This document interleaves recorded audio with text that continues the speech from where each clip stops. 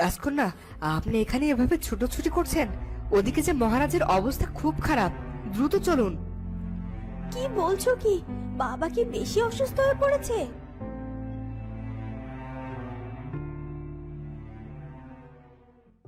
এখন যে মন্ত্রীমশাইয়ের ক্ষমতা চারদিকে, কিভাবে আপনাকে বলি যে মহারাজকে চিরতরে শেষ করে সিংহাসন দখলের জন্য মন্ত্রীমশাই মহারাজকে নীরব বিষ দিয়েছে। কে কে এই কন্যা? এত লম্বা চুল, দুধে আলতা গায়ের রং, নিশ্চয় রাজকন্যা হবে। সামিরকে ধরে বন্দি করার জন্য সব প্রহরীরা ব্যস্ত হয়ে পড়ে, কিন্তু শেষ পর্যন্ত সামির প্রাসাদ থেকে বেরিয়ে চলে যায়। সামির, চলে এসেছিস? আমি তো ভাবলাম তুই বোধহয় রাজপ্রাসাদের রক্ষীদের হাতে বন্দী হয়ে গিয়েছিস। কি যে বলিস মুকেশ, আমাকে বন্দি করা এত সহজ নাকি? এই পৃথিবীতে এমন কোনো রক্ষী নেই যে আমাকে আটকে রাখতে পারে। বেশ, এখন তো এখান থেকে চল, নইলে তুই ধরা না পড়লেও আমি ঠিক মারা পড়ব। আরে শোন না, তার আগে একটা কথা শোন। আজ রাজকন্যাকে দেখলাম। রাজকন্যার দিকে তাকিয়ে আমি চোখ ফেরাতে পারছিলাম না। মনে হচ্ছিল জন্ম জন্মান্তর থেকে আমি রাজকন্যাকে চিনি। এখন থেকে এই রাজপ্রাসাদে আমি প্রতিদিন আসব।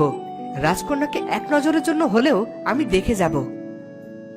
শোন ভাই, তোর যদি প্রতিদিন এসে নিজের জীবনের ঝুঁকি নিতে ভালো লাগে তবে তুই আসবি, কিন্তু আমাকে এই নিয়ে কোনো রকম জোরাজুরি করবি না, বুঝতে পেরেছিস তো? এবারে চল। রাজকন্যা, আপনি ঠিক আছেন তো? আপনার কোনো ক্ষতি হয়নি তো? আমি ঠিক আছি। আর আমাকে নিয়ে না ভেবে ওই চোরটাকে ধরার চেষ্টা করুন। এক্ষুনি যান বলছি। মন্ত্রী রাজকন্যার কক্ষ থেকে বেরিয়ে আসে। আমাকে ধমক দিয়ে কথা বলছেন তো রাজকন্যা? খুব শীঘ্রই এই রাজ্য, রাজপ্রাসাদ আর আপনি সব কিছু আমার হবে। তখন আমার মুখের উপর কথা বলার সাহস আপনার থাকবে না। এখনই আমাকে রাজবুদ্ধির সাথে মহারাজের মৃত্যুর ব্যাপারে কথা বলতে হবে। মন্ত্রী এই কথা বলে রাজবুদ্ধের কক্ষের দিকে যায়।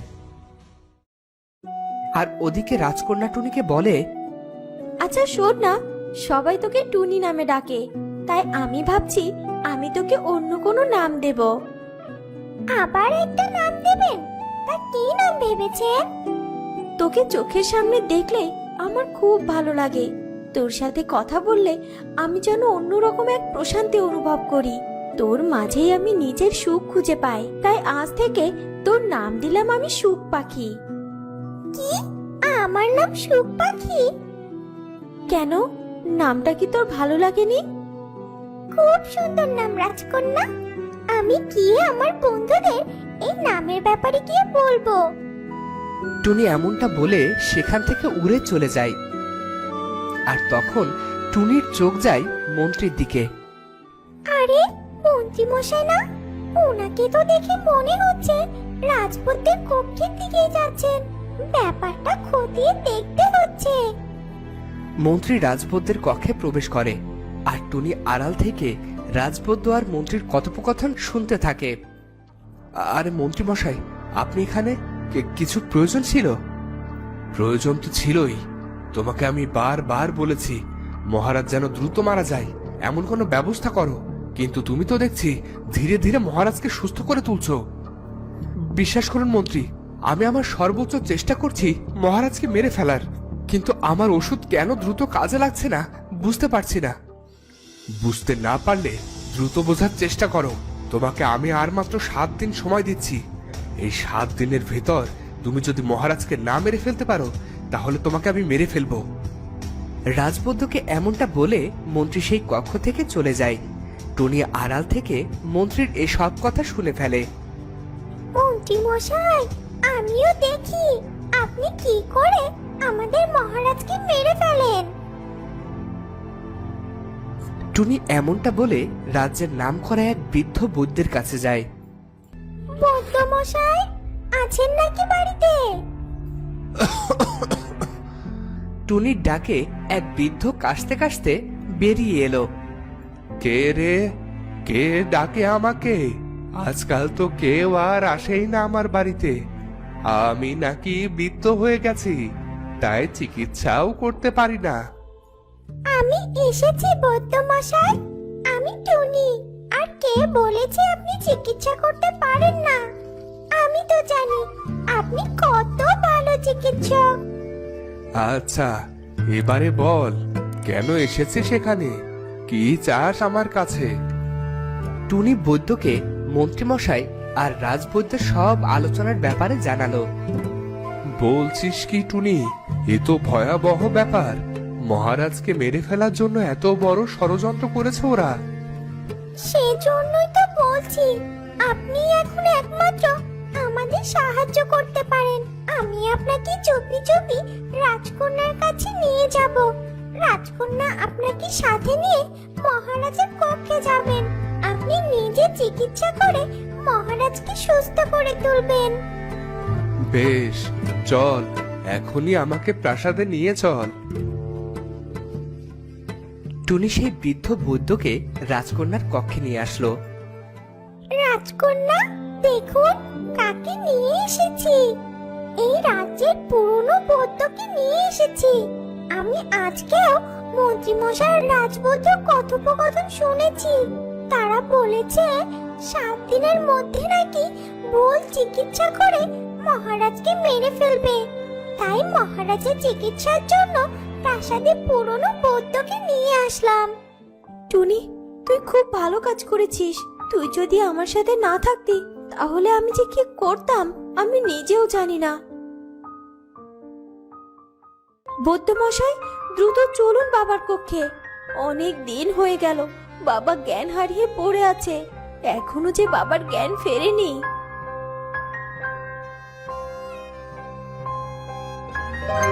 রাজকন্যা বৈদ্যকে নিয়ে রাজার কক্ষে গেল। বৈদ্য রাজাকে দেখতে লাগলো, আর তখনই বৃদ্ধ বৈদ্যের আসার খবর পেয়ে সেই কক্ষে ছুটে এলো মন্ত্রী। এ কি রাজকন্যা, এনাকে কেন এনেছেন প্রাসাদে? আপনি কি জানেন না ইনি অনেক আগেই অবসর নিয়েছে? তাছাড়া রাজবৈদ্য তো মহারাজের চিকিৎসা করছিলই। দেখুন মন্ত্রী মশাই, বাবা আমার আর আমি এই রাজ্যের রাজকন্যা, তাই আমার বাবার চিকিৎসা কে করবে সে চিন্তাও আমার। আপনাকে এসব নিয়ে ভাবতে হবে না। রাজকন্যা, আপনি কিন্তু আমাকে অপমান করছেন। এখনো তো কিছুই করিনি। আর যদি সত্যি অপমানিত হতে না চান তবে এক্ষুনি কক্ষ ছেড়ে চলে যান। মন্ত্রী এরপর রেগে সেই কক্ষ থেকে বেরিয়ে চলে গেল। বৃদ্ধ বৈদ্যমশাই রাজাকে দেখার পর জানালেন, আমার ধারণা মহারাজকে বিষ দেয়া হয়েছে, আর এই বিষ মানুষকে ধীরে ধীরে শেষ করে দেয়। মহারাজ এভাবে অজ্ঞান থাকতে থাকতেই আমাদের ছেড়ে চলে যাবেন। এইসব কি বলছেন বৌদ্ধ মশাই? আমার বাবাকে কি আর কোনোভাবে বাঁচানো যাবে না? দয়া করে আমার বাবাকে আপনি বাঁচান। এই বিষকে পানি করে দিতে পারে একমাত্র জঙ্গলের পূর্বে থাকা নীল পাহাড়ের নীল মাটি। সেই নীল মাটি খাওয়াতে হবে মহারাজকে, তাহলেই মহারাজ চোখ মেলে তাকাবেন। আমি সেই নীল মাটি আনানোর ব্যবস্থা করছি বৌদ্ধ মশাই, আপনি একদম ভাববেন না।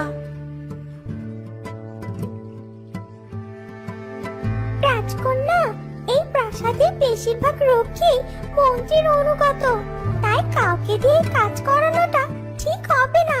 আর এখন তো অনেক রাতও হয়ে গেছে, তাই কাল ভোর ভোর কেউ জাগার পূর্বে আমাদের বেরিয়ে পড়তে হবে নীল পাহাড়ের উদ্দেশ্যে। হ্যাঁ টুনি, সেটাই করব। বৌদ্ধ মশাই, দয়া করে আপনি আজ রাতটা বাবার সাথেই থাকুন। দেখছেন তো বাবার শারীরিক অবস্থা মোটেও ভালো নয়। জি রাজকন্যা, তাই হবে, আপনি ভাববেন না। সেদিন রাতেও সামির ভাবতে থাকে সে রাজকন্যার কক্ষে এসে রাজকন্যার সাথে দেখা করবে।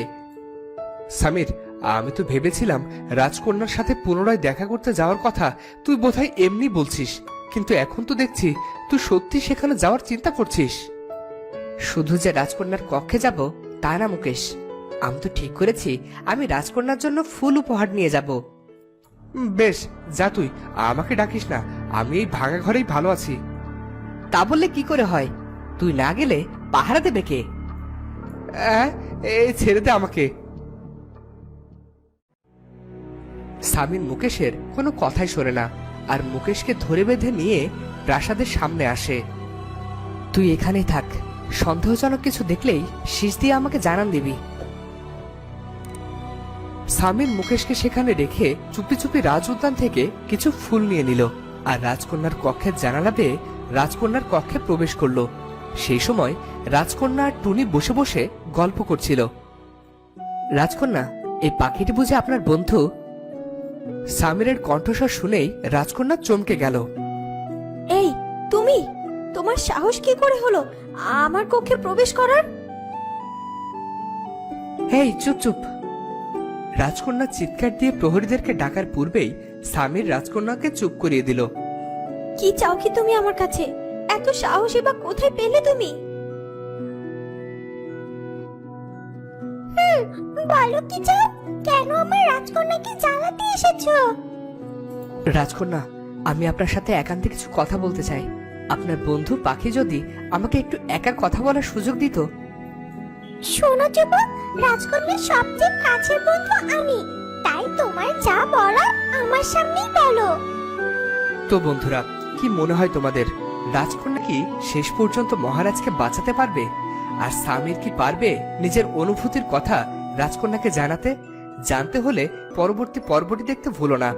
আর আজকের ভিডিওটি ভালো লাগলে অবশ্যই সাবস্ক্রাইব করে বেল আইকনটি বাজিয়ে দিও। দেখা হচ্ছে পরের ভিডিওতে। ধন্যবাদ।